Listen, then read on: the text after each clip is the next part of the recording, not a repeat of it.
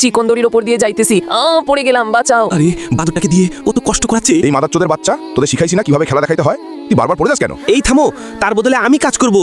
আরে মানুষ কত খারাপ, ছোট একটা বাদর ছানাকে দিয়ে কত কষ্ট করাচ্ছিল। আজকে থেকে তাকে দিয়ে আর কষ্ট করাতে দিব না, আমি কষ্ট করব।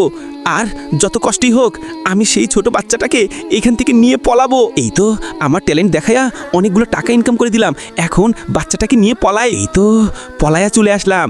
এখন এই ছোট বাচ্চাটাকে তার মা বাবার কাছে দিয়ে আসি। এই নেন আপনাদের বাচ্চা। আরে আমার হারিয়ে যাওয়া ছেলে পেয়েছি। এই বাঁদরটা আমাকে আমার মা বাবার কাছে ফিরিয়ে দিয়েছে, এখনই বাঁদরের জন্য কিছু করতে হবে। তার পরের ঘটনা দেখার আগে দেখো, আমার হাতে পৃথিবীর সবচেয়ে দামি কিতাব আল কুরআন। যারা আল কুরআনকে দেখে এড়িয়ে যাবে তাদের মনের আশা কখনো পূরণ হবে না। আর যারা আল কুরআনকে ভালোবাসো, আল্লাহকে ভালোবাসো, তারা মন থেকে লাইক এবং সাবস্ক্রাইব করে দিবে। দেখব আজকে কে কে আল্লাহকে ভালোবাসে, আল কুরআনকে ভালোবাসে, লাইক এবং সাবস্ক্রাইব করে।